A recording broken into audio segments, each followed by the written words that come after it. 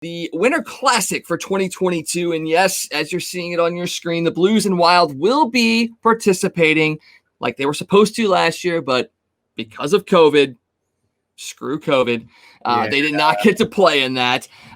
So they will be playing on January 1st, 2022 up in Minnesota. We're going to do our damnedest to get up there and cover that. I know Tom is going to very likely be up there, so make sure. I know a guy who knows a guy who knows a guy.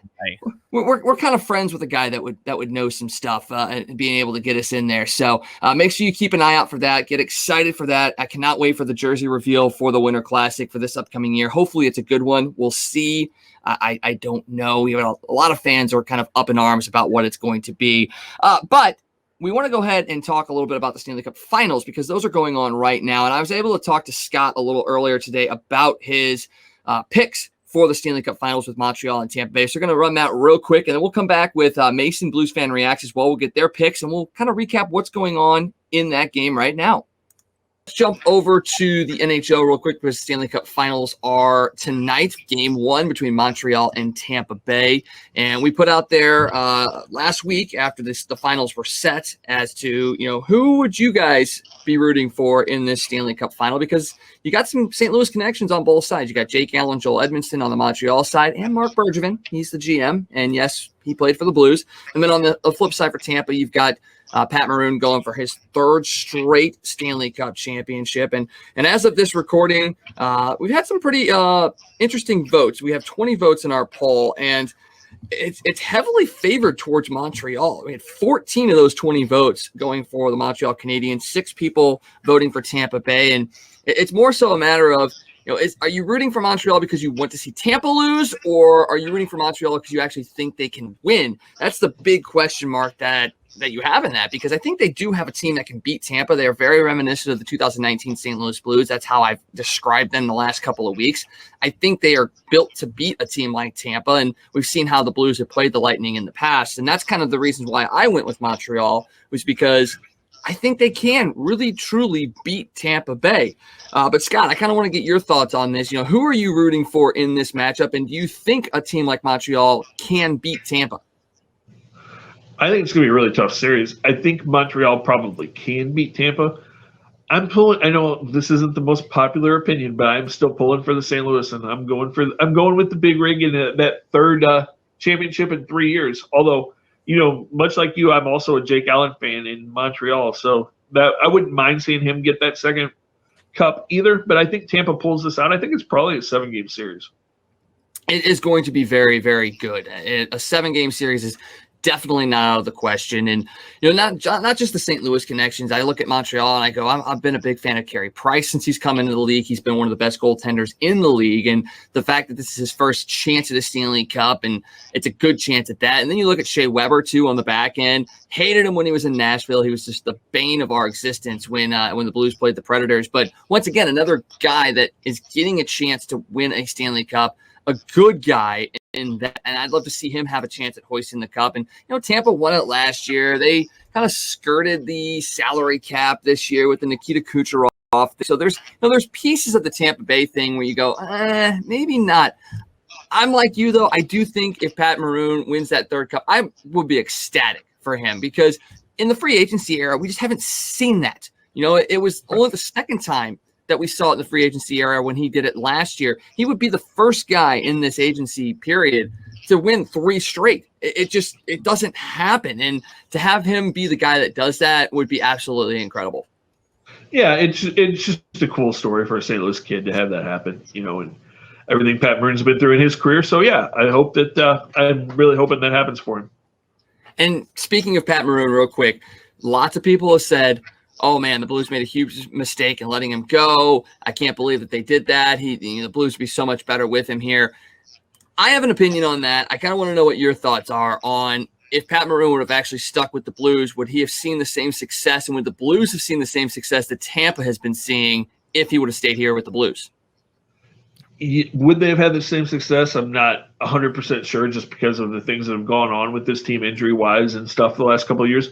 They have definitely missed his net front presence, though, that big physical body right in front of the net. It's not afraid to get those dirty goals. I mean, they've definitely missed that since he's been gone, but I'm not sure that they would have that same success if he was here. And that was Scott and I talking earlier about his pick for the Stanley Cup Finals. He has the Tampa Bay Lightning winning in this series. And just once again, some of the connections from the Blues. You have Jake Allen and Joel Edmondson with GM Mark Bergevin. You've got Pat Maroon in Tampa Bay. Big story, Montreal coming back from 3-1 down to beat Toronto, then swept Winnipeg, and then beat Vegas in 6 games. Tampa, I would say it's a bit of an easier road there. I mean, they beat Florida in 6, they beat Carolina in 5, and the Islanders did take them to 7, but it almost felt like Tampa kind of had the easier route to the finals. But you got a lot of opportunities for some young kids, especially Cole Caulfield getting his chance up in Montreal. You got the Nikita Kucherov thing, which, and people are upset about that. But, when you got the opportunity and you're not breaking any rules, I mean, you do what you got to do. So not my money. Not my money.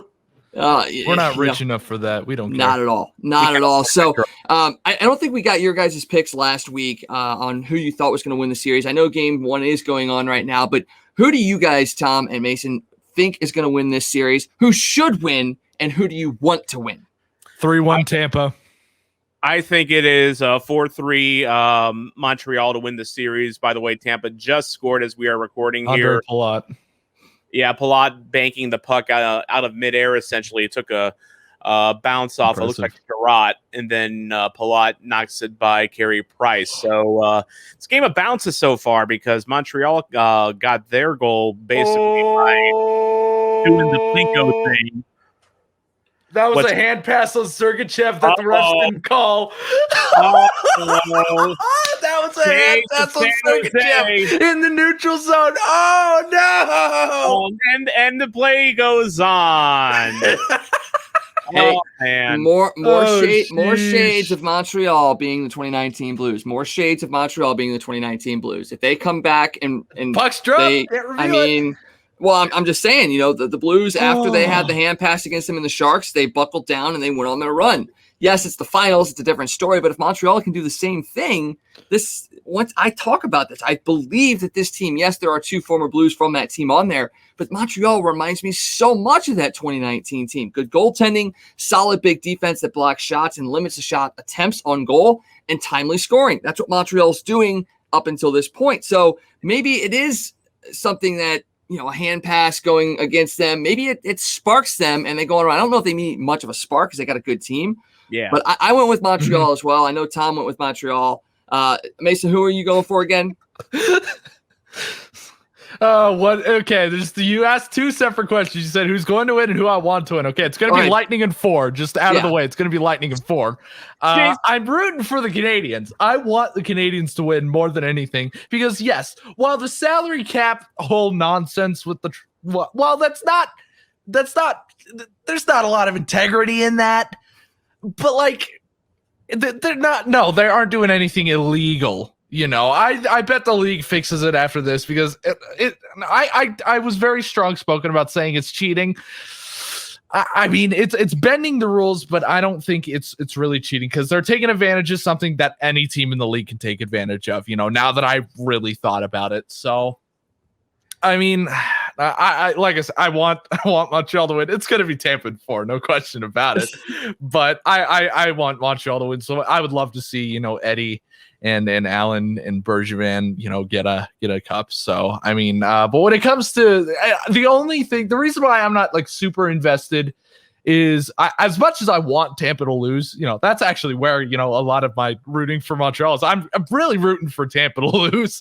But I don't know. Just thinking about it, I would like to if Pat Maroon does do a 3-peat, good for him. That would give me a little bit of, I guess inner solace about, Tampa Bay going back to back. Cause I don't like teams going back to back. It's got to be a new guy every year. So, I mean, I'm glad when Pittsburgh got there first, when they got there second, I was like, oh, okay.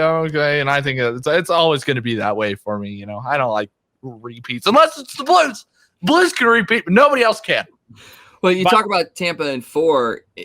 You also mentioned before we went on air about how physical this game was. Right now, Tampa Bay 48 hits, Montreal 46 hits. Is Montreal able to wear down Tampa Bay enough to make this series go longer and give them a better opportunity? Obviously, Tampa's leading this game in hits, but are they really built to be that physical of a team? Because Boston was a physical team when they played the Blues in 2019 as well, but the Blues eventually wore them down as well. Could you see Montreal wearing Tampa Bay down and really forcing this to 7 games and potentially giving Montreal that upper hand? Possibly, but not likely, because after looking, I don't remember the exact statistics on like the average weight and average height of each of the skaters. I'm pretty sure it was like a 5-pound difference when it was the Blues and Boston. In this series, I hear it's like 15 pounds kind of thing. I hear that Tampa Bay is such a is a significantly bigger team. I think the top guys on Montreal are the better hitters for sure, but all around I think Tampa just kind of has that edge, other than Gallagher and the occasional Armia and maybe the Cole Caulfield, I guess. There's little players like that can hit, but other than that, and the Josh Andersons, I can't really think of any other players on Montreal who there's consistently hit other than Shea Weber as well. Like I keep thinking of new ones. You but keep naming names. All of a sudden, you're naming the whole team. But I mean, if you think, I'm looking at both teams and I'm looking at how they perfected how they play, and I think Tampa just has that perfect mesh of physicality, speed, skill, and they can run you over. I don't think it's something that Montreal has seen in these playoffs, and I don't think that it's something that they can really keep up with. Montreal's not going to get pushed over, though. I mean, they still have. You mentioned Anderson, Shea Weber, Ben Sherratt's a big physical defender. Stahl and Perry. I keep naming names. We all know about Joel Edmondson. How big and physical he can be, and then you mentioned Corey Perry, who's having a career renaissance in Montreal. Oh my goodness, good for him. The old 36-year-old, old fogey who everyone thought that was washed up in Dallas. He's having himself a nice playoffs, 3 goals, 6 assists in 17 games, but his contribution has been on the physical end. This Montreal team's not going to get pushed over by Tampa. I believe the two teams kind of, they mix pretty well. Montreal also has a lot of skill. Tampa has a lot of skill. You're looking at two pretty complete teams. Even the goaltenders, Price and Vasilevsky, you cannot pick which one is better than the other, honestly. Unless it's really close. Vasilevsky and Price have both been exceptional for their teams this playoffs. They almost have identical stats going into this. Vasilevsky is obviously the Vezina candidate, but Price is the $10.5 million man. He's the franchise in Montreal. By the way, Blues fan reacts. Mom reacts. Robin is also going for the underdog. She is rooting for Montreal. Mom. And, it's kind of interesting because you would have thought that going into this series, Blues fans would have wanted to see Pat Maroon get his 3rd cup in a row, and they might have leaned Tampa just for that very reason, because we all love Pat Maroon. Who doesn't love Pat Maroon? Oh, yeah. But here's the thing about St. Louis, especially hockey fans, they're not one to really hop aboard a front runner bandwagon. As Blues fans, they are trained to be underdogs. I mean, this is just our nature. So it doesn't surprise me when we do that poll and 20, people pick Montreal and 6 Tampa, and the 4 of us are rooting for Montreal as well. It's going to be, I don't think this is going to be the Tampa thrashing that a lot of fans think it will be. I think this goes deep. I think this goes 7 games. Injected in my veins, because there's going to be quality hockey. I think every single game is going to be a must watch.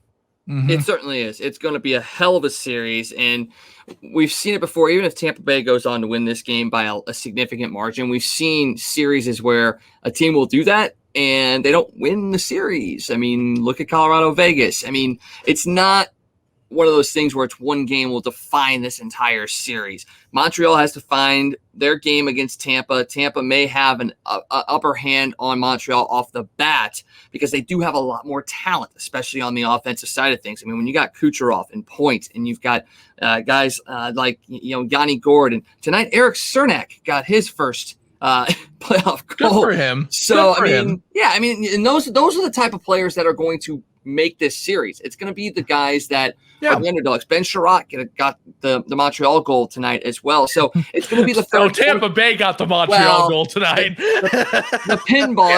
It was an own goal. Going back to our soccer talk, another own goal today. There was one in the Spain game. Oh man, that was funny. I saw that making the rounds. I was like, oh, how do you manage? You're a professional. You lollygag the ball up the field. You lollygag the ball back to the goalie. You lollygag the ball and it goes in your own net. What does that make Spain?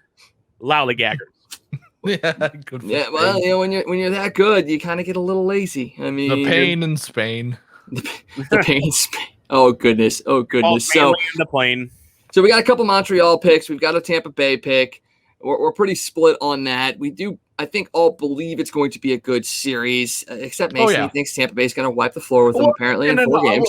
Here's what I'm thinking. When I look at outside picks of Montreal, like this game goes to 7, when I think of that, I'm thinking, okay, I think most people are coming to that conclusion just because of how wild all of Montreal series have been. You know, they took, Toronto to 7. They took Vegas to 7. They just beat Vegas in 7 games. I don't think people really 6. Excuse me. 6. Like that. They just beat Vegas. My point still stands there. That actually proves it more. It's that these last couple series have been just so wild for the Montreal Canadiens. So I think people are thinking, okay, logic goes out the window. I think Montreal takes this a lot farther than people think, and that's where the Montreal and 6, Montreal and 7 comes from.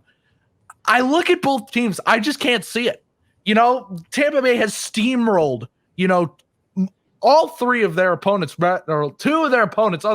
I can't talk today. My analysis is terrible today. No, but they took New York to 7, which they absolutely shouldn't have. But they steamrolled through Carolina. They steamrolled through Florida. Both of them were having incredible seasons.